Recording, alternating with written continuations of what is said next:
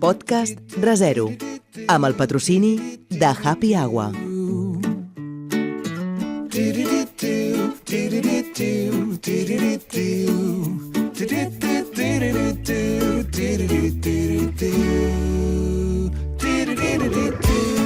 Benvingudes i benvinguts al podcast de ReZero. Ahir, en un intent de connectar amb la natura, vaig decidir fer una cosa tan senzilla i bucòlica com estirar-me sobre la gespa. Inspirar, expirar, relaxar-me... Aquest era el pla, Ahir em vaig estirar sobre una superfície suposadament suau, verda, idíl·lica. Però, ai, amics i amigues, sorpresa, la meva esquena va rebre una exfoliació inesperada. Era còmode, però sí, però no. Més aviat semblava que m'estigués abraçant a una mena d'estoreta d'espines discretes. Però bé, vaig pensar, no siguis exagerada, Anna, segueix, respira...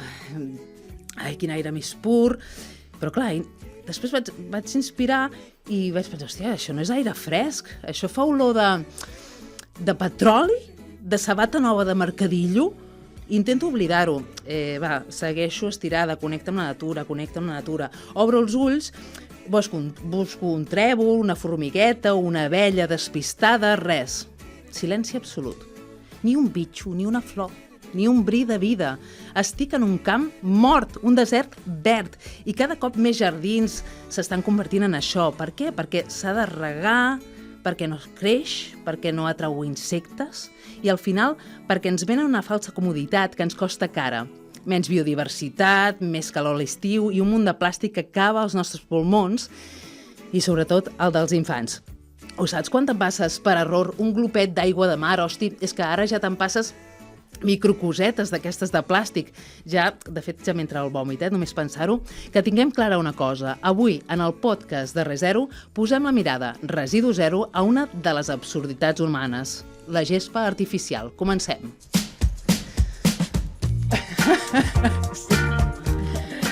I per parlar d'aquesta cosa tan absurda,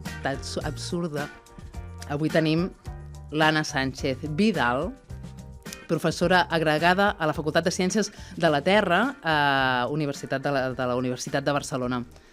Anna, què tal? Hola, molt bé, moltes gràcies per convidar-me, Anna. A tu, perquè, de fet, fa anys que ens coneixem, però no havíem... Com que ha saltat, no? Va haver-hi també una entrevista d'una mitjà de comunicació. És igual. Una taula rodona vam estar. Sí, i pum, ja ha saltat. Jo potser han passat com uns 8 anys. Però va haver-hi, no ho sé. L'Anna parla clar, concís, amb totes les dades i informació sobre tot aquest tema i d'altres, però avui parlarem de la gespa artificial. A tu què? A mi, jo ja m'he expressat i ve en relació a l'absurditat. Tu què penses primer de la gespa artificial? Jo penso una mica mateix que tu, no? Que és absurd, no? El voler connectar amb la natura, el voler buscar aquestes superfícies de color verd que emulen la natura, encatifant de plàstic el terra no només del jardí de casa nostra, sinó de les escoles, de rotondes, de camps de futbol, que pot ser necessari o no, en equips de futbol que juguen professionalment. Hi ha festivals de música, o sigui, el fet de que ens venguin això amb la falsa promesa de que estalvies aigua, de que és més net, no t'embrutes els peus, i emules aquell verd, no?, que emocionalment ens fa estar contents o ens fa estar feliços, és molt absurd, perquè, com has dit tu, no hi ha llangardaixos, no hi ha sargantanes, no hi ha abelles, no hi ha formigues, no hi ha eriçons, no hi ha vida, no hi ha ocells. Està augmentant molt les ventes de gespa artificial. Llavors, quin és el contrapès? Quines són, per exemple, a nivell de medi ambient? Comencem pel medi ambient. La gespa artificial, on la trobem? Què afecta el medi ambient? Afecta en diverses maneres. Nosaltres hem començat a posar una mica l'ull a la gespa perquè ens trobàvem, estem investigant els microplàstics que floten a la costa catalana i en rius catalans i ens trobàvem aquestes fibres de color verd amb bastantes quantitats, no? I vas trobant aquestes fibres, fins que te'n dones compte i dius, ostres, això és gespa artificial, no? I en trobem molta, és a dir, que en percentatges ja tenim mostres on el 100% és gespa artificial. És a dir, que hi havia poquet plàstic, però tot el plàstic que hi havia... És a dir, que agafeu mostres del mar... Sí, de plàstics que floten, el que fem és arrossegar una xarxa que el que fa és pescar tots aquells objectes que estan surant als oceans, que la majoria és plàstic o residus vegetals. Llavors, un cop arrosseguem aquestes xarxes i tot el que queda atrapat a les xarxes ho portem al laboratori, ho triem, ho posem ben col·locat en un petri i llavors en fem una foto. Amb aquesta foto el que aconseguim és comptar-los i caracteritzar-los amb eines de processat d'imatge. Ara ja ho fem tot amb eines de processat d'imatge, que ja directament un programa informàtic ens compta el número de plàstics que hi ha, la mida que tenen, el color de manera quantitativa, la forma, si són allargats, si són rodons, si són pèl·lets, si és un fragment, si és una espuma... Al cap, el nostre imaginari és sobretot plàstic, de bosses de plàstic... Trobem moltes coses diferents, però les fibres ens van sorprendre de gespa artificial perquè eren molt fàcilment identificables. De fet, a la universitat tenim més de 100.000 plàstics caracteritzats, cada un d'ells per tots aquests paràmetres que t'he dit. Llavors, fent un filtrat només per filaments de color verd, ja s'extreuen totes les dades de gespa.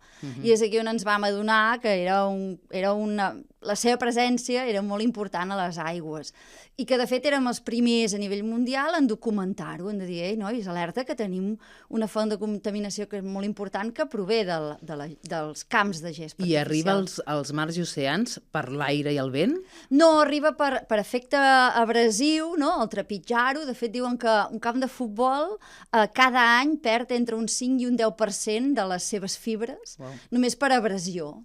Per abrasió, llavors aquells si coneixeu nens petits o teniu nens petits que juguen a futbol, segurament heu trobat fibres de gespa artificial enganxades en mitjons, en bambes, en roba esportiva. Llavors allò queda... Suposem, aquests trossets es desenganxen i llavors a la que plou, si aquelles aigües pluvials van a parar al medi aquàtic, ja ho tens, i tot això va parar al mar. De fet, en el riu Llobregat n'hem trobat molta de gespa artificial. Clar, llavors sumem un plàstic més, un contaminant més que va a parar a mars i oceans, que això vol dir que s'incorpora a l'ecosistema, a tota la xarxa tròfica. No sé si entrar en aquest sentit que com afecta a nivell marí aquest impacte, però ja entraríem a l'impacte del plàstic en general, no? Si pots fer 5 cèntims. Sí, m'agrada com has introduït perquè has dit sumem un més. I si ho fas al revés, la reflexió, no? Dius, per tant, si prohibim la gespa, en tenim un de menys. No? Llavors, és molt fàcil de dir, ostres, doncs anem a treure, en aquella mostra, per exemple, que era el 100%, anem a treure el 100% dels residus que floten en aquell punt, en aquell moment. Era una mostra de l'Escala, tot era gespa artificial. Doncs mira, haguéssim tingut la primera mostra amb 0 plàstics.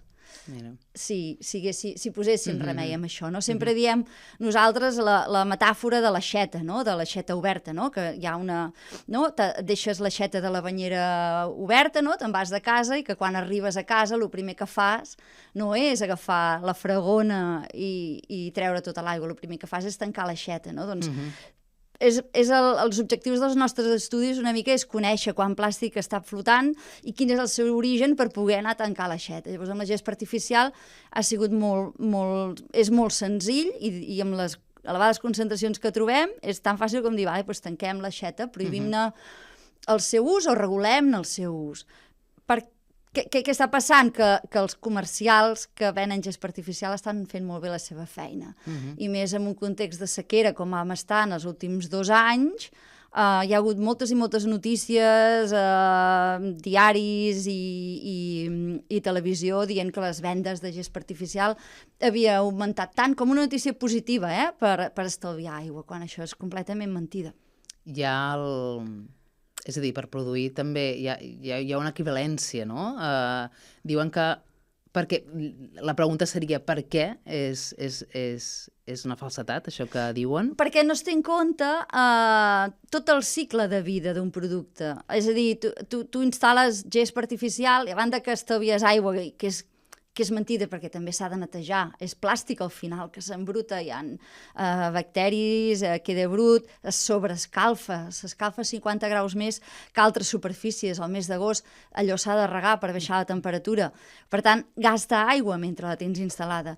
Però és que no es té en compte tota aquella aigua que s'ha gastat per produir aquella gespa artificial. Se sap que per produir 1 metre quadrat de gespa artificial es gasta la mateixa aigua que per regar 1 metre quadrat de gespa natural durant 18 anys. És a dir, que clar, si tu comptes tu el que gastaràs, potser sí que tu estalviaràs aigua, però tota aquella aigua que s'ha gastat per la seva fabricació i tot aquell CO2 que s'ha emès en la seva fabricació, el seu transport i la seva instal·lació, tot això no ho comptes, no? Llavors ho hem de comptar, tot això. El debat també, i a vegades poso molt èmfasi amb això, no? De fins a quin punt la individualitat, no? De tot plegat fa que l'alcalde digui, no, és que jo m'estalvio aigua, o des d'una col·lectivitat, pensem, no, és que fent tota aquesta, no? Triant certes coses des de la producció, des de no sé on es produeixen, la gespa artificial, però no sabem on, però és una visió molt més planetària, molt més col·lectiva, com trencar, no? També aquesta visió tan de tothom del pati de casa seva, no? De què és el que gastaré jo, què és el que m'estalviaré jo, i també el que em preocupa a mi és com se segueix veient la seva instal·lació com algo en positiu. No? Per exemple, ara han canviat la gespa artificial del camp de futbol del poble on visc i surt a la ràdio local, bona notícia, no? L'Ajuntament es gastarà 200.000 euros en instal·lar gespa artificial a l'estadi municipal. No? I és com una notícia, molt bé, no? Aplaudim a l'Ajuntament per haver fet aquesta despesa. Però en cap moment ens plantegem per què l'han de canviar, perquè vol dir que l'anterior s'ha fet malbé, per què s'ha fet malbé, perquè s'ha gastat, totes aquelles fibres on han anat a parar. I és realment necessari instal·lar-la en piscines municipals, en patis d'escola, tornant una mica a l'impacte, no? A la salut. Sabem quin és l'impacte d'aquestes superfícies en la salut, com per estar-la instal·lant de manera indiscriminada.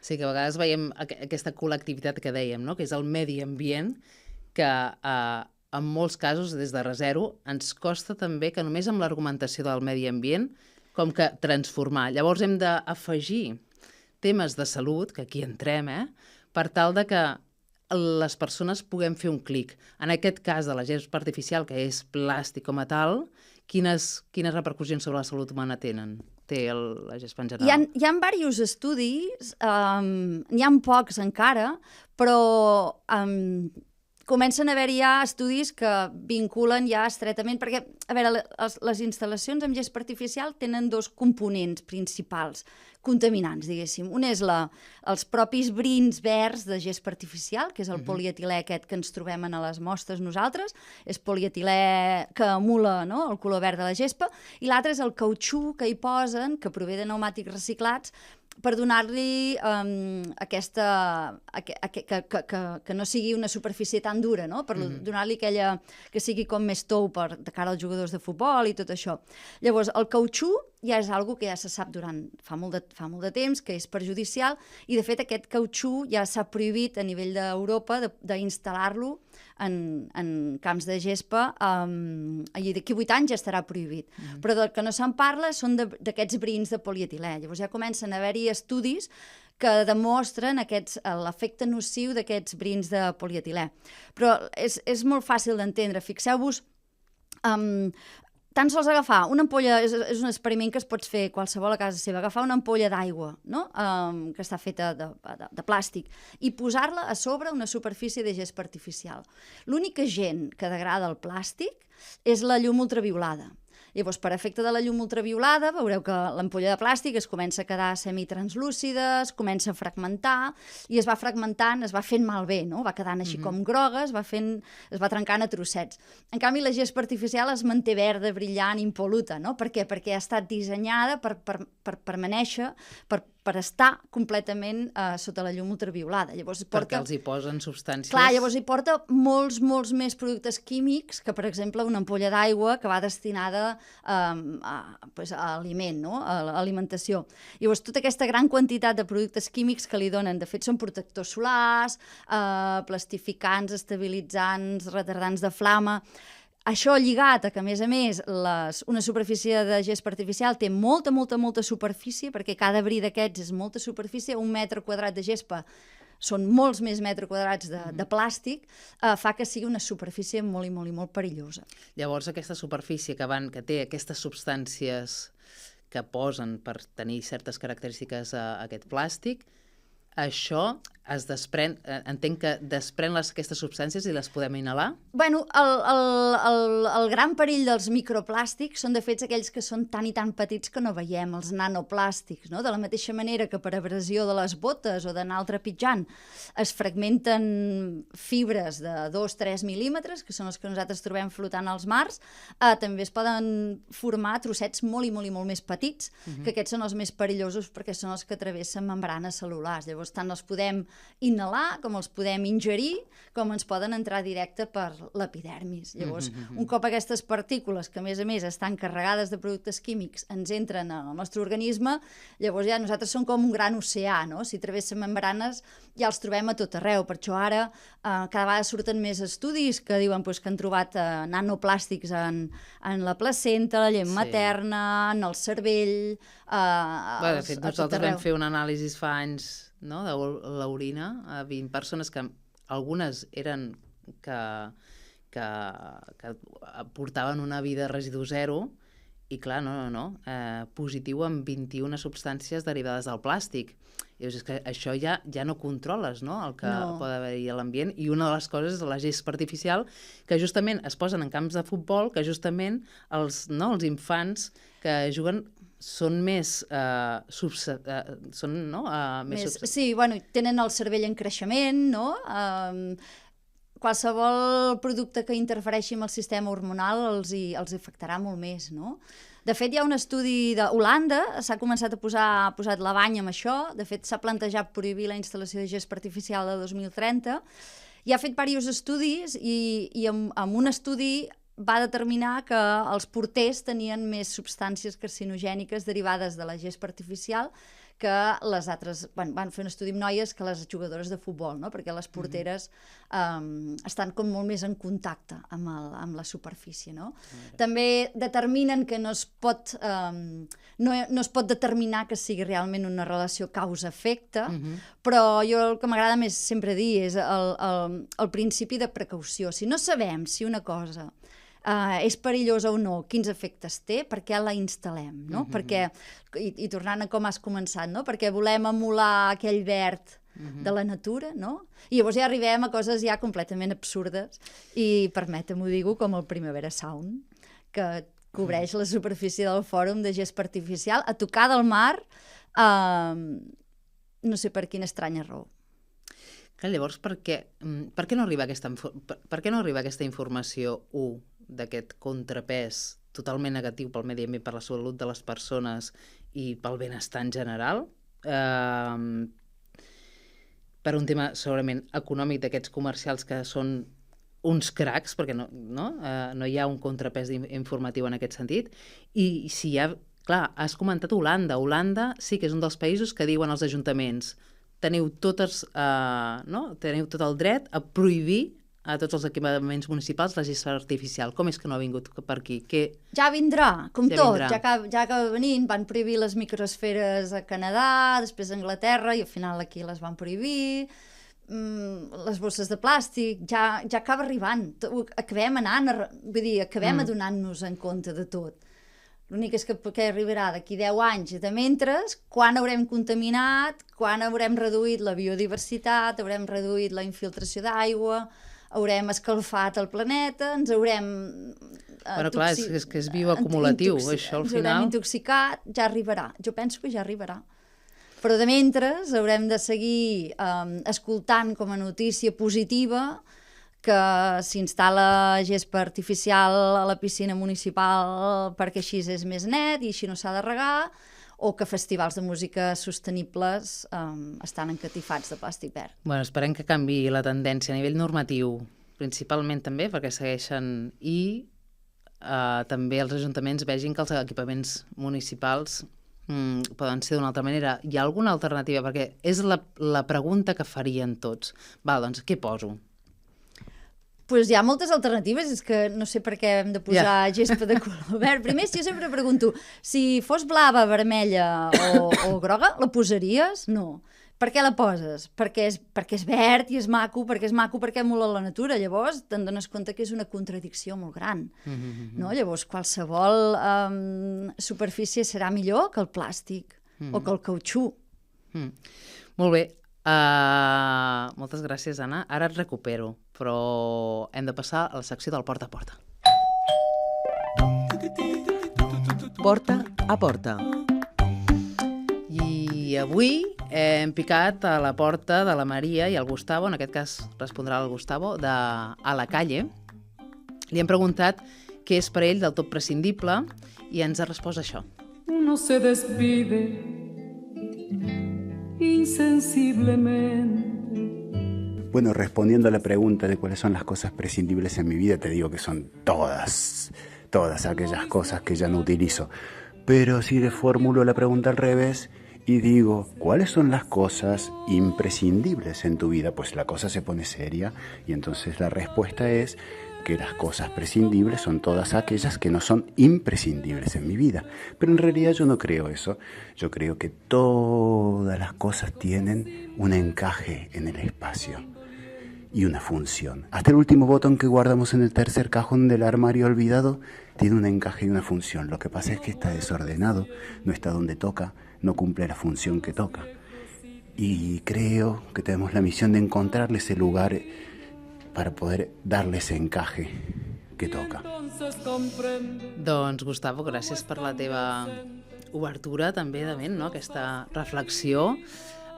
Gustavo i la Maria són una parella d'artistes encantadors, han format part d'alguna performance que hem muntat a Resero i ara faran un muntatge que esperem que veieu en el Festival Residu Zero que celebrem al març d'aquest any. Estigueu atentes a les nostres comunicacions. Seguim. Ei, Anna, ara després d'aquests prescindibles toca parlar d'imprescindibles. I aquí en tenim un pels nostres oients. Genera Coco, la formació sobre consum conscient de Resero que et serà del tot imprescindible. I ja la podeu trobar online en català i castellà. Genera Coco posa a la teva disposició els recursos i eines generats per Resero al llarg dels seus 20 anys de trajectòria. Respira, descobreix, activa't i converteix-te en una persona experta en consum conscient. Volem que tinguis la informació més contrastada i diferenciada. Entra a generacoco.org.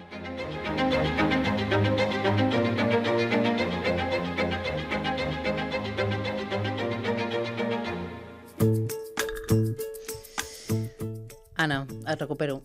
Bueno, ara, Anna. Dels prescindibles sempre passem als imprescindibles, no? Les nostres recomanacions, el que a nosaltres ens flipa molt en aquesta vida. I et passo aquesta pregunta, què és a tu el que t'agrada d'aquesta vida, el que és imprescindible per tu o què recomanaries? Yeah.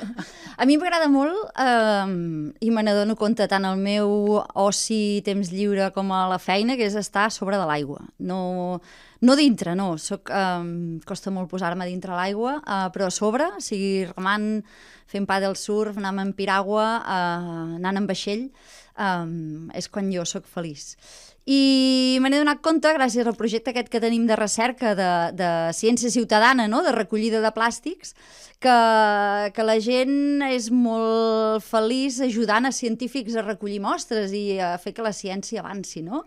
Llavors ara tenim muntada tota una estructura amb clubs esportius, clubs de rem, gent que ens ajuda, entitats, ONGs, que ens recullen mostres i està molt bé. M'agrada molt haver sigut partícip de com es muntava tot això, ho hem fet amb estudiants, de gent fent esport, de gent gaudint de la natura, a més ens recullen mostres, ens permet avançar la ciència, llavors això, bueno, estic clar, aquest molt... vincle, no?, de sortir, perquè, clar, a tu t'imagino en un laboratori, en ple de mostres, llavors aquest vincle, no?, aquest salt amb, amb les persones que estan també tocant el terreny, en aquest cas l'aigua, no?, deu ser també una meravella veure'l. Sí, poder-hi anar, per exemple, jo sóc de Banyoles, allà tenim un estany i fins fa un mes no havia anat a buscar mai microplàstics a l'estany, llavors amb una colla de nens d'altes capacitats de l'institut, d'un dels instituts de Banyoles, vam agafar una xarxa, vaig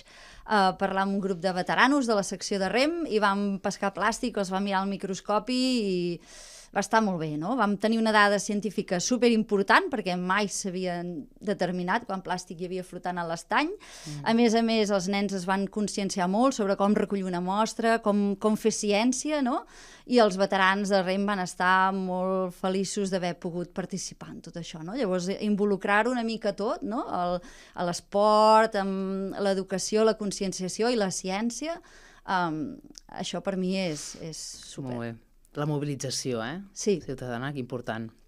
Anna, moltíssimes gràcies. Gràcies a tu, Ha passat Anna. així, pam. Acabem una cançó que t'agrada, igual que a mi m'encanta, és Si vens, i és una meravella. Res, que una abraçada a tothom, als socis i sòcies de ReZero, a tot l'equip de BTV, al Carlos, al Bartu, moltíssimes gràcies sempre, i al nostre patrocinador Happy Hour, que ens segueix recolzant en aquest viatge que és el podcast de ReZero. Moltes gràcies, fins ara. Viatjarem amb un cavall alat aquest vespre silenciós cap a racons inexplicables, desert